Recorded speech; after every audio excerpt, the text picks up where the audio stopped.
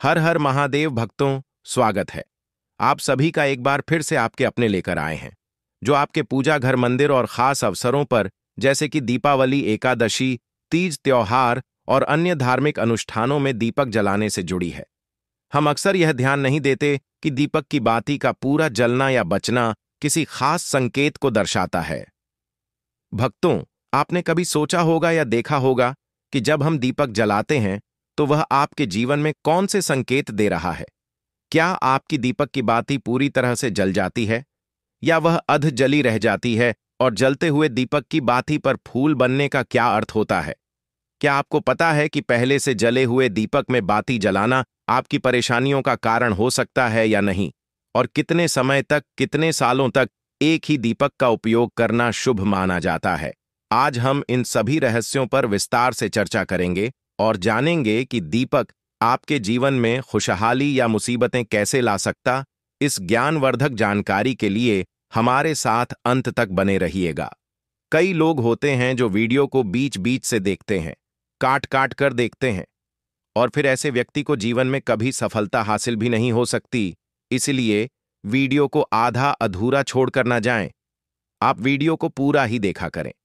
साथ ही भक्तों, हम आपको इस वीडियो में बताएंगे कि मंदिर में दीपक कितने बजे जलाना चाहिए, दीपक जलाते समय कौन सा मंत्र बोलना चाहिए, और घंटी सुबह को बजाना चाहिए या शाम को बजाना चाहिए, और जो शंख है उसे कब बजाना चाहिए, कितनी बार बजाना चाहिए, और शंख बजाते समय किस मंत्र का जाप करना चाहिए।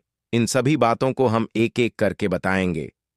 हम आपको ऐसी जानकारी बताने का आपसे कोई पैसा नहीं लेते, और भक्तों, ऐसी जानकारी आपको लाखों करोड़ों रुपए खर्च करने के बाद भी नहीं मिलेगी और ना ही कोई बताएगा। भक्तों, जो भी जानकारी हम आपको बताते हैं उसमें हम अपने मन से कुछ भी मनगढ़ंत या बनावटी तरीके से यह जानकारी नहीं बताते हैं। हम ज्योतिष शास्त्र, धर्मशास्त्र और आशी मुनियों से प्राप्त ज्ञान को सरल भाषा में आप तक पहुंचाने का प्रयास करते हैं, जिससे कि हर वह जानकारी आपको फ्री और मुफ्त में प्राप्त हो सके। तो आप लोग इस वीडियो को अंत तक जरूर देख लीजिएगा। तो चलिए भक्तों, अब हम इस वीडियो में ज्यादा बेकार की बातें ना करते हुए वीडियो शुरू करते हैं। तो भक्तों, आपको जानकर हैरानी होगी कि आप अपने पूजा घर के मंदिर में दीपक जलाते समय अगर यह गलती करते हैं तो आपको इसका अशुभ परिणाम भुगतना ही होगा। दीपक की बाती का पूरा जल जाना और बाती का बच जाना भी अलग अलग संकेत देता है, जो हमारे लिए जानना बहुत जरूरी है। साथ ही भक्तों, हम आपको इस वीडियो में बताएंगे कि संध्या दीपक कितने बजे जलाना चाहिए, और दीपक जलाते समय कौन सा मंत्र बोलना चाहिए। और भी बहुत से भक्तों के प्रश्न आ रहे हैं कि गुरुजी, दीपक में लौंग डालकर जलाने से क्या होता है और इससे क्या लाभ होता है। तो इन्हीं सब बातों को जानने के लिए इस वीडियो में अंत तक हमारे साथ बने रहिएगा। भक्तों, आपको एक बात हम और बता दें कि एक भक्त ने मुझसे कमेंट करके पूछा था कि गुरुजी, हम पूजा पाठ तो बहुत करते हैं, लेकिन हमको पूजा पाठ का कोई फल प्राप्त नहीं होता है। तो मैं आपको इस वीडियो में इसके पीछे छुपे रहस्य के बारे में भी बताऊंगा, तो अंत तक वीडियो में बने रहिएगा दोस्तों। देखिए, बात ऐसी है कि हमारा काम तो है सलाह देने का, हम तो केवल सलाह ही दे सकते हैं। अब आप इसको मानो या ना मानो, आपकी मर्जी। लेकिन भक्तों, एक बात जरूर कहेंगे कि अगर मान लोगे तो आपका बेड़ा पार हो जाएगा। इस वीडियो को अंत तक देखने के बाद आपको किसी भी प्रकार की परेशानी का सामना नहीं करना पड़ेगा। आप लोग इतनी इंपॉर्टेंट वीडियो को देखो या ना देखो, आगे आपकी मर्जी, आप खुद ही इतने समझदार हो। तो चलिए भक्तों, अब हम इस वीडियो पर ज्यादा बकवास ना करते हुए वीडियो को शुरू करते हैं। दोस्तों, जब हम पूजा करते हैं तो हमारा दीपक कभी कभी अचानक से बुझ जाता है, और कभी कभी ऐसा होता है कि हमारी पूजा होने के बाद हम उस दीपक को भगवान के सामने जलता छोड़कर कामकाज में लग जाते हैं।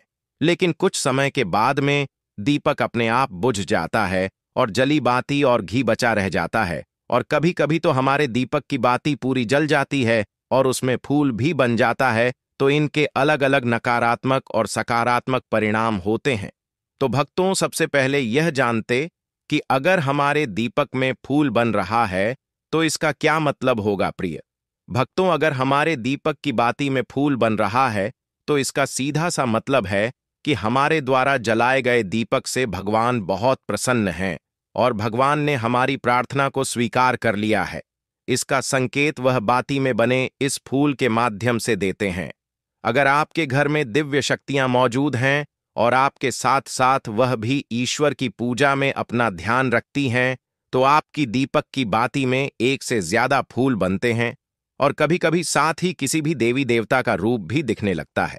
तो अगर आपके दीपक की बाती में फूल बन रहा है तो आप सच में बहुत भाग्यशाली हैं। इसी के साथ दीपक जलाने के भी कुछ खास नियम आपको जरूर जानने चाहिए दोस्तों।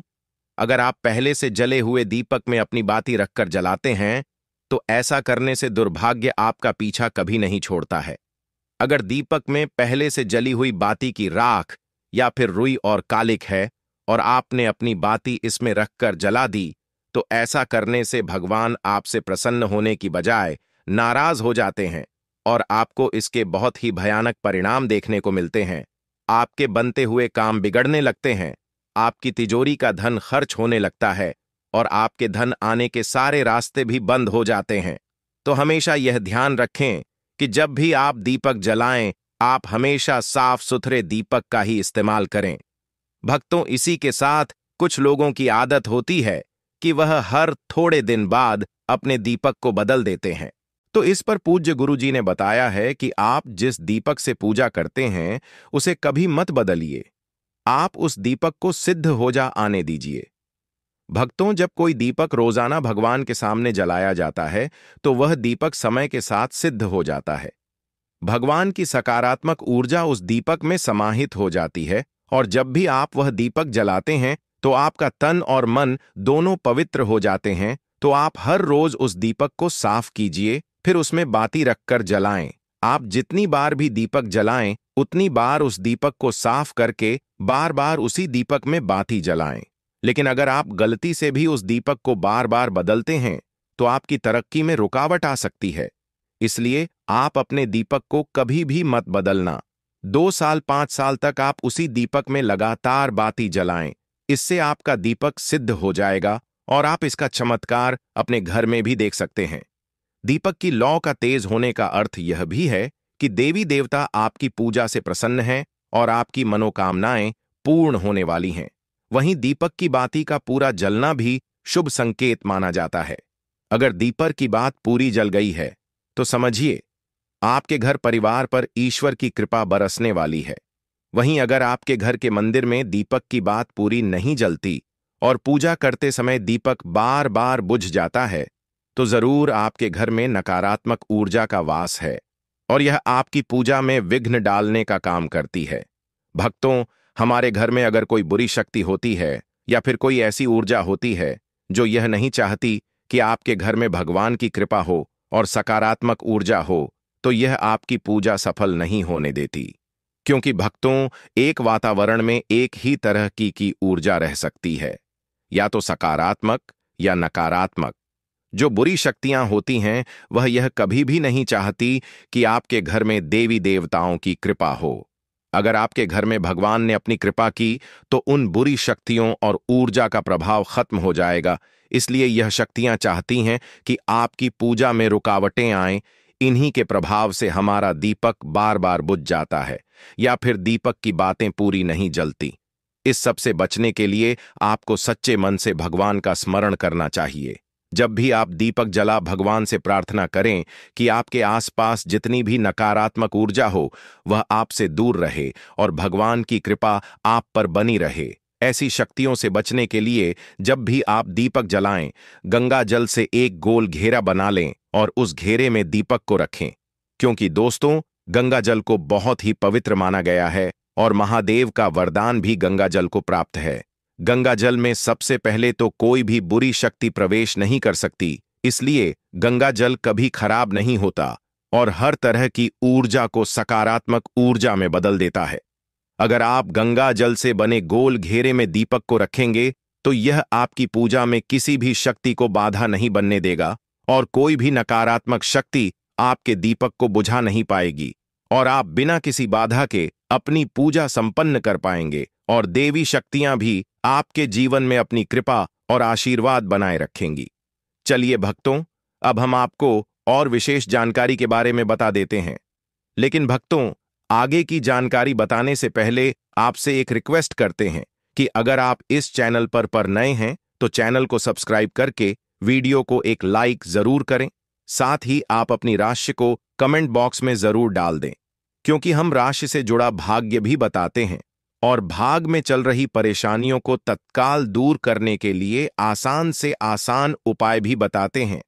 इसलिए आप अपनी राशि कमेंट बॉक्स में जरूर डाल दें। चलिए भक्तों, अब हम दीपक जलाने से संबंधित कुछ नियमों के बारे में जान लेते हैं कि पूजा मंदिर में दीपक किस पदार्थ का रखना चाहिए, मिट्टी का, स्टील का या फिर पीतल का, और दीपक कब जलाना चाहिए, दीपक जलाने का समय क्या होता है, और दीपक जलाते समय कौन सा मंत्र बोलना चाहिए, इसके बारे में भी विस्तार से जान लेते हैं। भक्तों, दीपक जलाने के नियम बहुत महत्वपूर्ण होते हैं, क्योंकि यह न सिर्फ घर में रोशनी लाते हैं बल्कि वातावरण को सकारात्मक ऊर्जा से भरते हैं।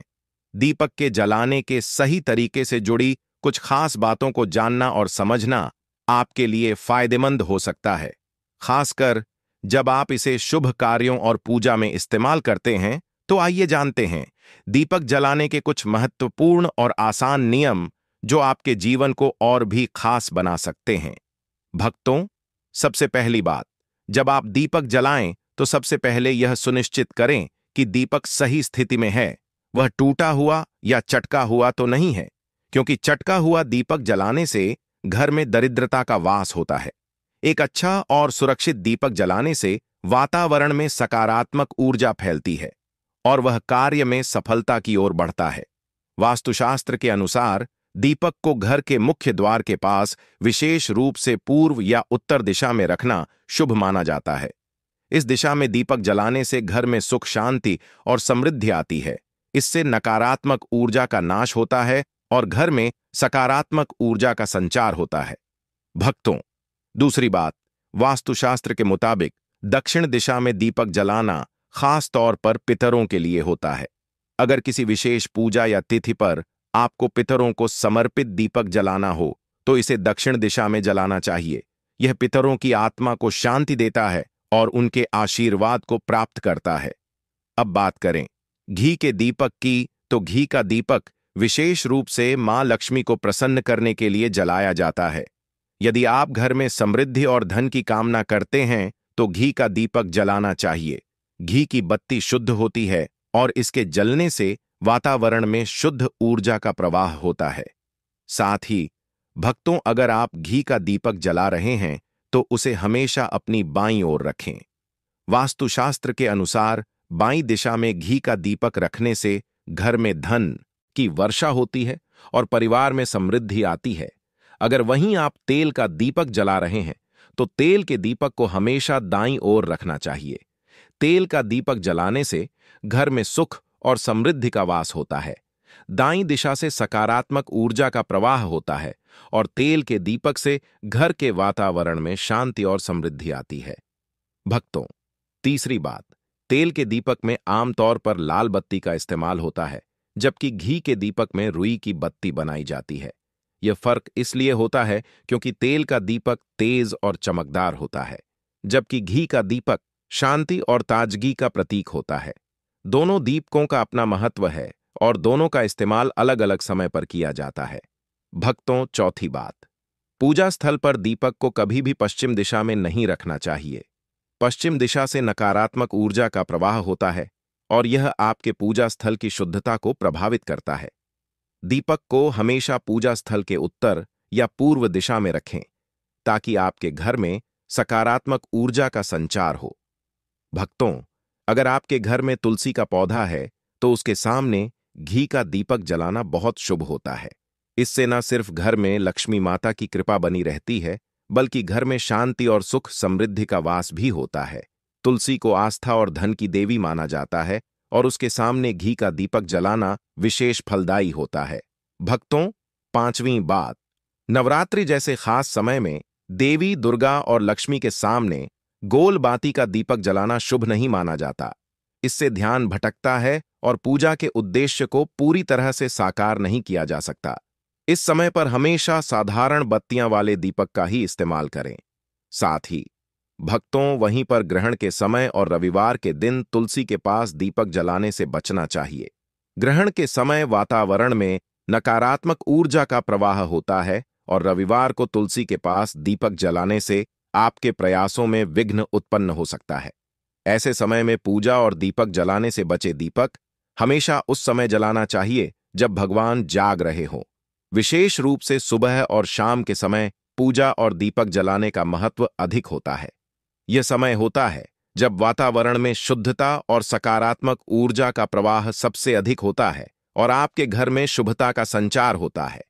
चलिए भक्तों, अब हम आपको बता देते हैं दीपक जलाते समय कौन से मंत्र का जाप करना चाहिए। आप इस मंत्र को कहीं पर नोट कर लें या लिख कर रख लें।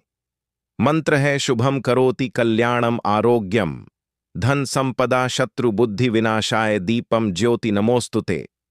इस मंत्र का जाप करें। दोस्तों, वीडियो में आगे की जानकारी बताने से पहले अभी तक कमेंट बॉक्स में जय माता लक्ष्मी नहीं लिखे हैं तो जय माता लक्ष्मी जरूर लिखना। जब आप हमारे कमेंट बॉक्स में जय माता लक्ष्मी लिखते हैं तो हमें काफी अच्छा लगता है और आप हमारी वीडियो को लाइक करते हैं तो हमारा मनोबल बढ़ता है, जिससे कि अच्छी अच्छी जानकारी होती है आप सभी लोगों के लिए लेकर के आते हैं। चलिए भक्तों, अब हम जान लेते हैं पितृदोष से छुटकारा पाने के लिए और अपने पितरों को प्रसन्न करने के लिए दीपक जलाने की सही विधियां क्या है।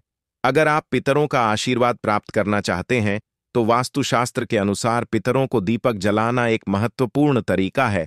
खासकर दक्षिण दिशा में दीपक जलाने से पितर प्रसन्न होते हैं और पिदोष से मुक्ति मिलती है। वास्तुशास्त्र में यह बताया गया है कि पितृपक्ष के 15 दिनों तक अगर आप रोजाना दक्षिण दिशा में चौमुखी दीपक जलाते हैं तो इसका खास प्रभाव पड़ता है। इन 15 दिनों में दीपक जलाना बहुत शुभ माना जाता है। सबसे अच्छे परिणाम के लिए सरसों के तेल का दीपक जलाना चाहिए। यह माना जाता है कि सरसों का तेल पितरों को प्रसन्न करता है और आपके घर में सुख शांति लाता है। पीपल के पेड़ के नीचे भी सरसों के तेल का दीपक जलाना बहुत फायदेमंद होता है। अगर आप घर में दीपक जलाना चाहते हैं तो घर के मुख्य द्वार पर दीपक जलाना एक अच्छी परंपरा है। इसके अलावा घर के दक्षिण पश्चिम कोने में दीपक जलाने से भी सकारात्मक ऊर्जा का संचार होता है। पितरों के लिए दीपक अमावस्या, पितृपक्ष या किसी अन्य पितृ संबंधी कार्य में जलाया जाता है। पितरों के लिए दीपक जलाने का सही समय सूर्यास्त के बाद प्रदोष काल होता है। दीपक जलाते समय एयूएम पितृभ्य स्वधा इव्य स्वाहा मंत्र का जाप करें। पितरों की तस्वीर के सामने दीपक जलाना भी बहुत शुभ माना जाता है। दीपक जलाते वक्त ध्यान रखें कि बत्ती का मुंह पूर्व या उत्तर दिशा की ओर होना चाहिए। अंत में जब आप पूजा में घी का दीपक जलाते हैं तो उसके बाद तुरंत ही तेल का दीपक ना जलाएं, क्योंकि ऐसा करना पितरों के आशीर्वाद को कम कर सकता है। चलिए भक्तों, अब हम जान लेते हैं पूजा मंदिर में घंटी बजाने से संबंधित कुछ जरूरी बातों के बारे में। अगर आप पूजा में घंटी का सही तरीके से उपयोग करना चाहते हैं तो कुछ खास बातों का ध्यान रखना बहुत जरूरी है। सबसे पहले, घंटी को कभी भी गंदे या खराब हाथों से नहीं छूना चाहिए। यह शास्त्रों में कहा गया है कि घंटी को साफ और पवित्र हाथों से ही छूना चाहिए। जब आप पूजा शुरू करते हैं तो घंटी को पूजा खत्म होने के बाद ही रखें। आरती के दौरान घंटी को बाएं हाथ से बजाएं और दाएं हाथ से आरती करें। ऐसा माना जाता है कि इससे पूजा का असर बढ़ता है। शास्त्रों के अनुसार मंदिर में घंटी को 2 से 3 बार से ज्यादा नहीं बजाना चाहिए और ध्यान रखें कि घंटी को जोर जोर से ना बजाएं। मंदिर से बाहर निकलते वक्त भी घंटी को ना बजाएं, क्योंकि यह शास्त्रों के खिलाफ माना जाता है। घंटी की आवाज पूरे घर के सभी कोनों में पहुंच चाहिए ताकि घर में सकारात्मक ऊर्जा का संचार हो। और एक और महत्वपूर्ण बात, घंटी को कभी भी मंदिर की दक्षिण दिशा में नहीं रखना चाहिए। तिजोरी या धन रखने के स्थान पर भी आरती के बाद घंटी बजाना शुभ माना जाता है। भक्तों, सनातन हिंदू धर्म में तुलसी के पौधे का महत्व सबसे अधिक है। इसकी सबसे पहले पूजा भगवान विष्णु जी ने की थी। श्री हरि कहते हैं, जिस प्रकार देवी लक्ष्मी से वैकुंठ को ऐश्वर्य प्राप्त है, उसी प्रकार बैकुंठ में तुलसी के कारण ही पवित्रता प्राप्त है। पृथ्वी लोक पर जिस स्थान पर भी तुलसी का पौधा होगा, उस स्थान पर कभी बुराई का वास नहीं होगा, ऐसा स्थान सबसे अधिक पवित्र होगा। इसी कारण से हमें हमारे घर में तुलसी का पौधा अवश्य ही लगाना चाहिए। तुलसी के पास दीपक जलाने से क्या होता है, आइए जानते हैं। इस प्राचीन महान कथा के माध्यम से जो भगवान श्री कृष्ण ने देवी सत्यभामा को सुनाई है। दोस्तों, एक समय की बात है, देवी सत्यभामा भगवान श्री कृष्ण के पास आकर उनसे पूछने लगी, हे स्वामी, आपने मुझे तुलसी के पौधे को जल देने का महात्मा सुना दिया है, लेकिन तुलसी के पास दीपक जलाने का क्या महत्व है? रोज शाम को तुलसी के पास दीपक क्यों जलाया जाता है? इससे मनुष्य को कौन सा फल प्राप्त होता है? तुलसी के पास दीपक जलाने की विधि क्या है तथा दीपक लगाते समय कौन से मंत्र का उच्चारण करना चाहिए? कृपया आप मुझे विस्तार से बताइए। भगवान श्री कृष्ण कहते हैं, हे देवी, आज तुमने समस्त संसार के कल्याण की भावना से बहुत ही उत्तम प्रश्न किया है।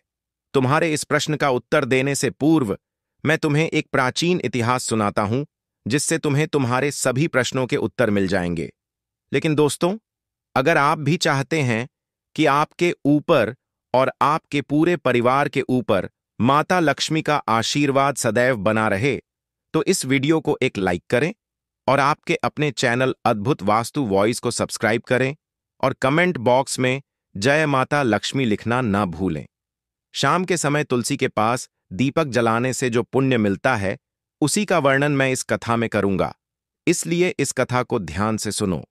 इसे सुनने मात्र से ही 100 वर्षों तक तुलसी के पास दीपक जलाने का फल मिलता है। देवी सत्यभामा ने भगवान श्री कृष्ण से कहा, हे प्रभु, मैं इस कथा को सुनने के लिए बहुत उत्सुक हूं। कृपया इसे मुझे सुनाइए, मैं इसे पूरे ध्यान से सुनूंगी। तब भगवान श्री कृष्ण ने देवी सत्यभामा को कथा सुनानी शुरू की। उन्होंने कहा, हे देवी, यह बात प्राचीन काल की है। दक्षिण दिशा में तुंगभद्रा नाम की एक विशाल और पवित्र नदी बहती है। उसी नदी के किनारे हरिहरपुर नाम का एक अत्यंत सुंदर नगर बसा हुआ था। उस नगर में हरि दीक्षित नाम के एक ब्राह्मण रहते थे। वे बहुत ही गुणवान, चरित्रवान और धर्मपरायण व्यक्ति थे। वेदों और शास्त्रों के मार्ग पर चलने वाले थे और उन्होंने समस्त शास्त्रों का अध्ययन कर रखा था। हरि दीक्षित की पत्नी का नाम लोग चारा कहकर पुकारते थे। उसका स्वभाव उसके नाम के अनुरूप ही था। वह हमेशा अपने पति का अपमान करती रहती थी, पति को बुरी तरह ताने देती और उसे दुख पहुंचाती थी। वह अपने पति के लिए कभी भी खाना नहीं बनाती थी और ना ही उसके साथ स्नेह से पेश आती थी। उसने अपने पति के साथ कभी प्रेमपूर्वक व्यवहार नहीं किया। जब भी पति के मित्र या परिवार के लोग घर आते, वह उन्हें अपमानित करके भगा देती थी। वह स्त्री स्वयं गलत संगति में रहती थी और हमेशा काम वासना में डूबी रहती थी। उसका मन अपने पति से हटकर पराये पुरुषों में लगा रहता था और वह अन्य व्यभिचारी स्त्रियों के साथ घूमती रहती थी। उसने कभी अपने पति से प्रेम पूर्वक बात नहीं की, किंतु पराये सुंदर पुरुषों के संग बैठकर बातें करती थी। पराये पुरुषों को मोहित करने के लिए सज-धज कर गांव में घूमने जाया करती थी। कभी वह वन में किसी वृक्ष के नीचे खड़ी रहकर सुंदर पुरुषों की राह देखती और किसी दुष्ट पुरुष को मोहित करके उसके संग भोग विलास किया करती थी। एक दिन हरि दीक्षित ने अपनी पत्नी से कहा, हे भद्रे, तुम्हारा यह आचरण उचित नहीं है। इस प्रकार से पाप करने पर तुम्हारा अहित ही होगा। इसीलिए तुम अभी से यह सब बुरे काम करना छोड़ दो। तुम्हारे इस प्रकार के व्यवहार से मुझे बड़ा दुख हो रहा है। तब उस दुराचार स्त्री ने कहा, न जाने किस पाप के कारण मेरा तुझ जैसे भीख मंगा के साथ विवाह हुआ है। लगता है पिछले जन्म में मैंने पाप ही किए होंगे।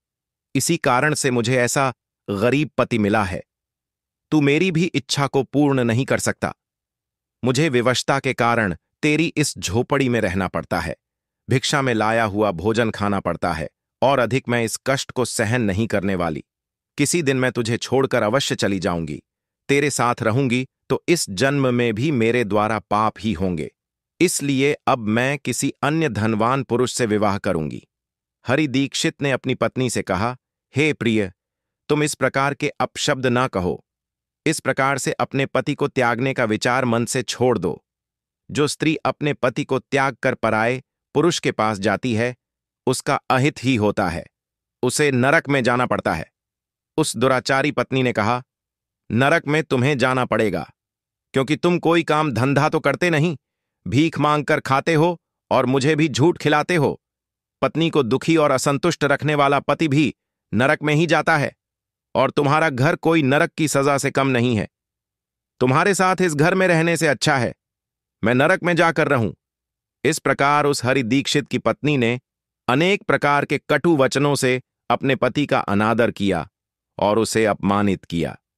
श्री कृष्ण कहते हैं, हे देवी, जो स्त्री अपने पति का अनादर करती है, जो अपने पति का अपमान करती है, उसके घर में दुर्भाग्य ही आता है। पति को छोड़कर पराये पुरुष के पास जाने वाली स्त्री को नरक में दंड अवश्य ही भोगना पड़ता है। अब आगे सुनो, उस दुराचार स्त्री के साथ क्या होता है।